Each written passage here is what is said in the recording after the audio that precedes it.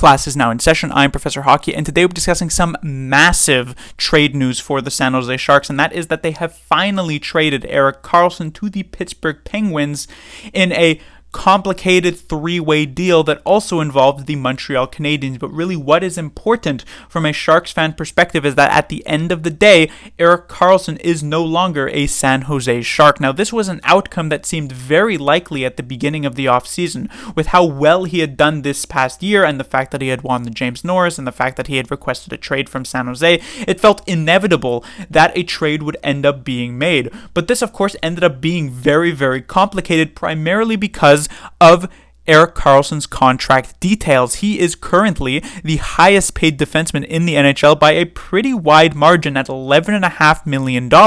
And of course, every competitive team that Karlsson would want to get traded to is right up near the cap that has been rather stagnant over these past few seasons. And so it was necessary for the Sharks to retain at least some money on that deal. And yet the Sharks were very, very hesitant to actually budge on how much they wanted to retain. They were looking more so in the $2 million range, while other teams were hoping that they would retain somewhere closer to like $3 or perhaps even $4 million. Some may have even been hoping that the Sharks would have retained half of that deal at $5.75 million. And yet the Sharks, they stood strong, and so at every passing day it seemed less and less likely that the Sharks would end up being able to make a trade work, and it seemed possible at this point that Karlsson would still be with the Sharks come the beginning of next season in just 2 short months away.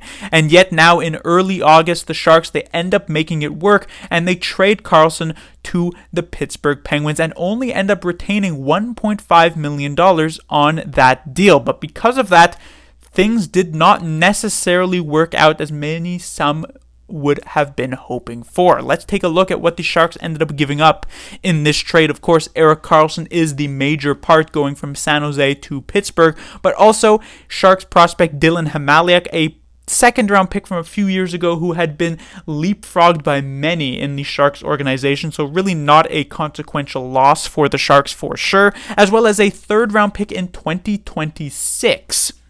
The year might seem like very far off into the future, but actually probably a smart move from the Sharks, considering, let's say, their 2024 third-round pick is likely to be much higher in the draft, because it's very likely the Sharks are still going to be bad next season. But for instance, in the 25-26 season, where this third-round pick belongs to, the Sharks might actually be at least somewhat more competitive at that point, so it's likely to be later on in the draft there. And so that's the value that the Sharks gave up. What did they end up getting in this trade? Well, the first one, and the most exciting one, I guess you could say, is their first-round pick in 2024 from the Pittsburgh Penguins. Now, unlike the Timo Meier trade from a few months ago that they made with the New Jersey Devils, this first-round pick actually has some potential. The Devils' first-round pick was very likely, pretty much guaranteed to be like a mid-20s to late-20s pick, while this one, you never know where it could end up landing. The Pittsburgh Penguins actually missed the playoffs last season, and while they are expected to be a better team with the addition of Erik Karlsson, in the 3 previous years prior to this past one, he was not actually that great with the Sharks. Even when he was healthy, which was very rare, he was playing pretty poorly and was not a 100-point defenseman. And so if he goes back to that type of Erik Karlsson with Pittsburgh, it's very possible that the Penguins could miss the playoffs again. Now, it should be noted that this first-round pick is top 10 protected, so if the Penguins finished bottom 10 in the draft, let's say they end up with like a 7th overall pick, they would still have that 7th overall pick, but it's not as though the Sharks are just completely out of any value. They would end up getting the first-round pick for the Penguins in 2025, but here's the thing, is that the Penguins are an aging team, and if they are not good enough to make the playoffs this season, it is very unlikely that they would be good enough to make the playoffs in the year after that, with all of their players aging by 1 year. And so in the sort of optimal case that the Penguins do end up a bottom 10 team next season, it's likely that the Sharks still end up with a very good draft pick. Now, of course, if Karlsson does pan out in the way that the Penguins are hoping for, it's likely that the Sharks end up once again with a mid to late 20s first round pick.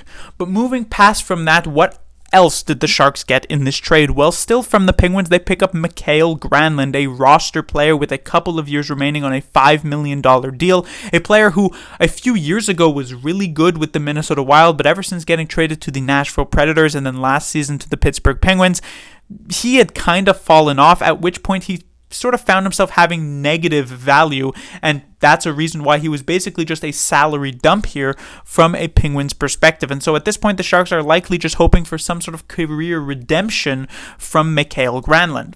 The other player that the Sharks got from the Pittsburgh Penguins, another sort of salary cap dump, is Jan Rutta. Now, this one has a bit more upside for the Sharks in that he's actually still pretty decent at the role that he plays, which is as a bottom pairing defenseman. And with the departure of Erik Karlsson, he will fit right in with the rest of the Sharks defensive core because they are also all bottom pairing defensemen. At this point, it feels as though the Sharks' best defenseman is like Matt Benning, who is barely like a fourth-rate defenseman at the NHL level. And so, at the very least, though, Jan Rutta is a right-handed shot, meaning the Sharks can run with a defensive core, which is not great, but still, of Rutta, Benning, and Kyle Burroughs down the right side. And so they just really have to fit in the left side with players like Ferraro, Shemek, Vlasic, Thrun, Mukhamadullin, multiple different options.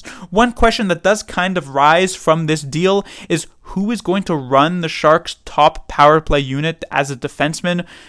It could technically be like Jacob McDonald, but that would be really sad to watch. And then there's the potential of like a Henry Thrun or a Shakir Mukhamadullin to do it, but that I don't know how well that would actually end up going. And so right now, that is a huge vacancy for the San Jose Sharks, but that's the topic of another video for sure. And then the final roster player that the Sharks got in this deal is not from the Penguins, but instead from the Canadiens, the third team in this deal. And that is, of course, former San Jose Shark and Shark legend Mike Hoffman, a player who a few off-seasons ago the Sharks acquired for about an hour or two before immediately flipping him to another team. He is back with San Jose and is likely to actually play games with the Sharks this season. Now, if we take a look at these three roster players, they're all older. They're all players who in 2 seasons from now, because all of their contracts will have expired in 2 seasons from now. Hoffman's will be done actually at the end of this next season. At the end of 2 seasons, any of these players will not be with the San Jose Sharks, meaning in 2 years from now, the Sharks will really only have a first-round pick to show of this Erik Karlsson deal. Now, you may be thinking, well, the Sharks can trade these players at the deadline over these next couple of seasons, which is technically true, but also somewhat difficult as well. This is because NHL teams are only able to retain money on 3 contracts at a time, and for the next 2 seasons, the Sharks will be retaining money on both Brent Burns and Erik Karlsson's contracts, so they only have room for one more salary retention in their organization. And going into this upcoming season, it felt as though that the reason that they had acquired, let's say, Anthony Duclair from the Florida Panthers is that he could put up a good season, and then at the trade deadline, the Sharks could retain some money on his contract and trade him to some other team and get some good value back for it. But with the addition of Mike Hoffman, who they would theoretically also want to be trading at the deadline this season, they would probably have to retain money on that contract because he makes $4.5 million, which would be very, very difficult to move at the deadline, which means they then won't be able to retain money on Duclair's deal, and they would have to move him at the full $3 million that he makes. And while that's not impossible to do, it does likely lower the value that the Sharks would get back in a trade, which makes this more complicated.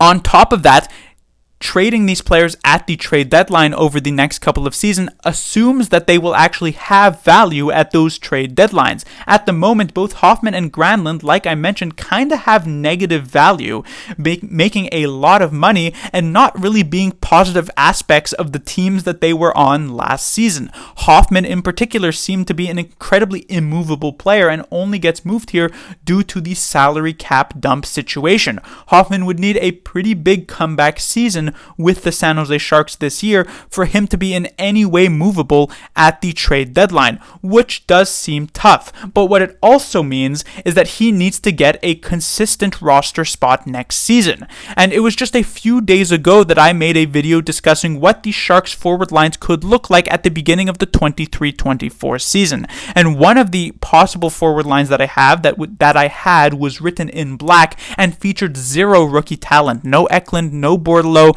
no Gushin, no anybody.